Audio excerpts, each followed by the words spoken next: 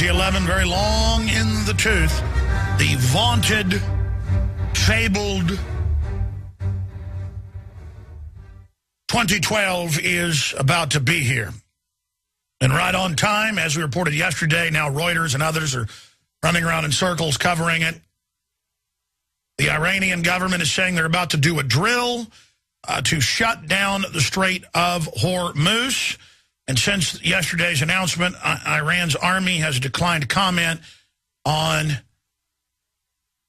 government's Hormuz exercise remarks. A member of Iranian Parliament's National Security Committee said on Monday that the military was set to practice its ability to close the Gulf to shipping at the narrow Strait of Hormuz, the most important oil transit channel in the world. 40% of it goes through it daily.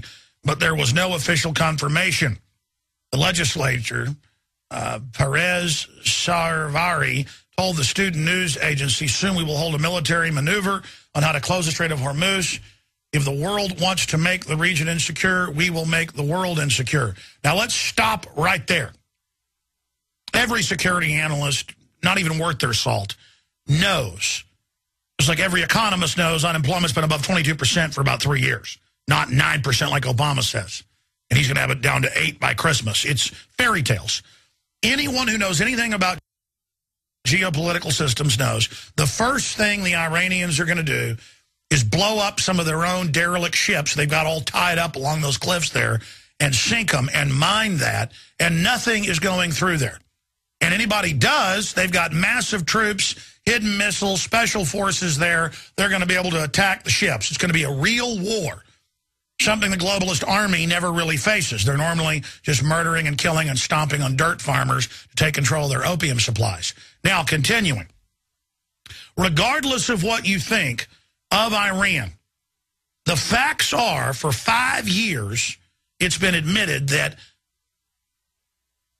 5 different groups, in 2007 he made the announcement, so yeah, just about 5 years.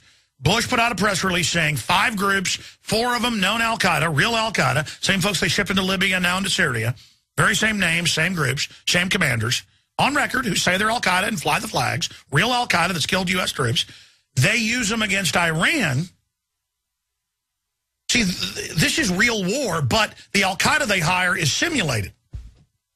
It's real U.S. troops dying, real Iranians dying. People are like, but why? They've got to have an enemy attacking our troops if we're going to be there. There's got to be a fight.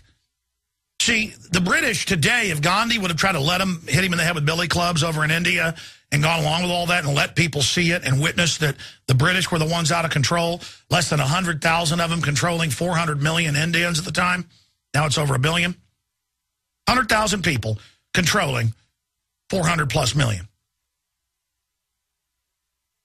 Nowadays, they would just have some of their own people dressed up like Hindus shoot some British troops, and the British troops would just mow everybody down, and the Brits would get behind it because, well, somebody shot our troops. How do you deal with people that don't fight you? In the old days, you just had very corrupt imperial troops who loved raping and killing and slaughtering. They called it booty.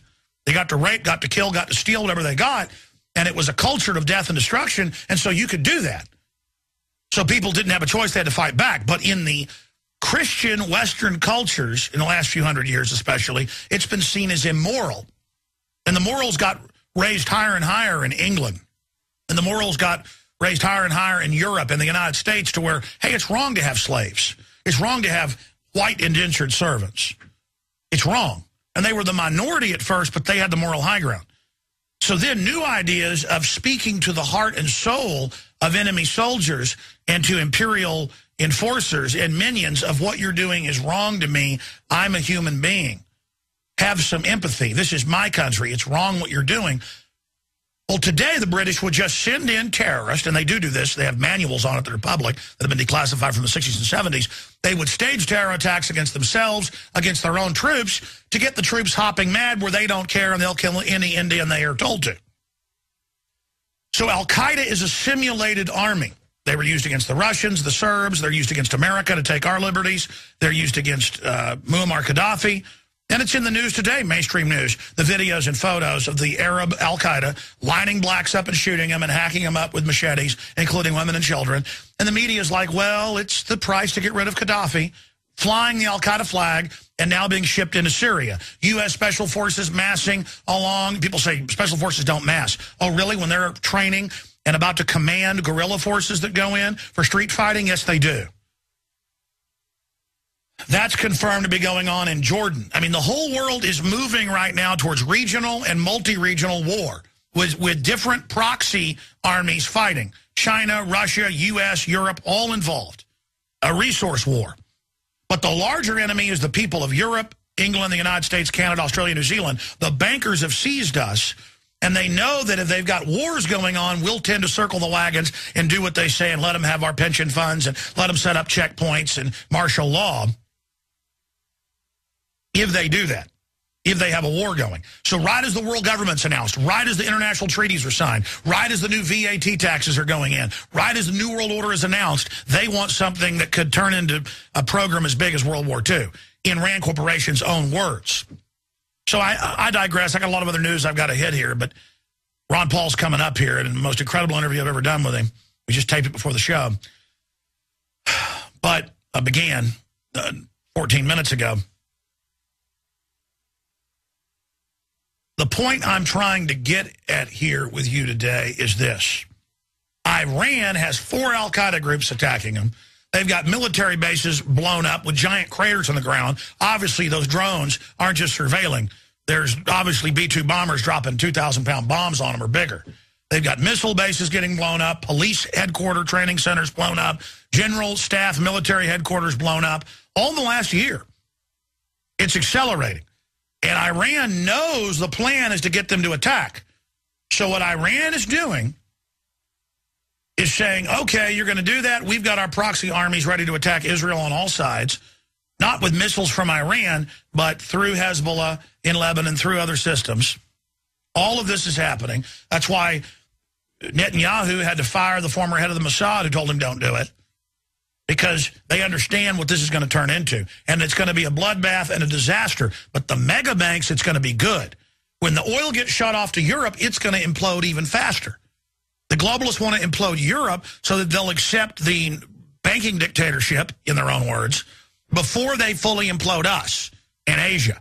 Europe's next on the chopping block. They've already destroyed Latin America. They've already destroyed much of the poor areas of Asia. They've annihilated Africa. Now they're moving into Western Europe. They've already annihilated Eastern Europe. Now they're moving into this area. Russia's run by corrupt thugs, but they have breeding programs. They don't want their population to go away. They're not eugenicists. And Russia is not under the New World Order's control. That's why it's the enemy. And I've done a deep analysis of it. That's the case. It's its own little crime syndicate, and Putin and others, the old hardline KGB people, threw out the Rothschild bankers who had taken control of the oligarchs and now have control of it. China is in deep with the New World Order, for my research, planning a double cross against Russia. And Russia discovered that in the 60s when they came to the U.S. government with a plan for Russia and the U.S. to jointly nuke China. And the United States said no, and it turned out had secret envoys the whole time. That's now been declassified. Turned their back on 49 on Chiang Kai-shek. You always heard the stories about guns that didn't have bolts and ammo that didn't have powder in them. It's now been released that our government put Mao Zedong in. That guy killed the most people in history. Just like they came out 5 years ago with the KGB files and the headline in the New York Times, McCarthy was right. It was the U.S. military at the top. It was the bankers. They funded Hitler. They funded Lenin. They funded all of it. The Russians double-crossed the bankers, got their country back, and is now basically a military state with Putin as a front guy. And they've got nuclear weapons, and they will use them. It was a ruse. The Cold War was a ruse and was staged. He was called Uncle Joe Stalin during World War II, when our government knew he'd killed 20 million people before World War II even started. But Russia is not Papa Rothschilds anymore. And boy, see, you can see how things turn around on them. America has been fully captured by this. And so here's Iran under military attack, under all of this, putting up with it. And they're saying, now Obama says, you better give our drone back or we may do something. Under the rules of war, common sense, you don't give back a drone you shoot down that's illegally over your country. Imagine if Iran had a drone over here and it got shot down and Iran said, give it back. So they're now they finagled that fake thing that the used car salesman was going to stage stuff. By the way, I didn't plug this. I tend to not hype things. Ron Paul is going to talk about false flags in the interview coming up. Oh, yes, you heard me. And Ron Paul is going to talk about martial law basically being legalized in America. I have a tendency, because I'm so overwhelmed with bombshell info, to not give you the full magnitude. This Ron Paul interview coming up in about 14 minutes. I should have been saying from the very start of the show, call everyone you know right now. Email everybody you know right now. Go to Twitter, go to Facebook. Ron Paul to talk about false flags. You know, in fact, I may just hold this Ron Paul interview to the third hour.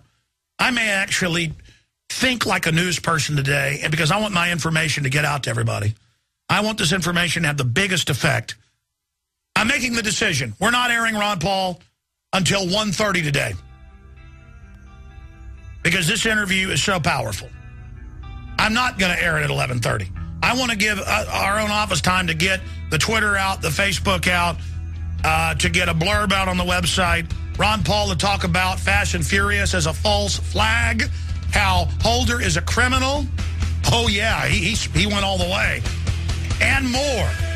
He talked about martial law in America. We'll be back. If you believe in this information and want to support its viral spread, go to the InfoWars store at InfoWars.com.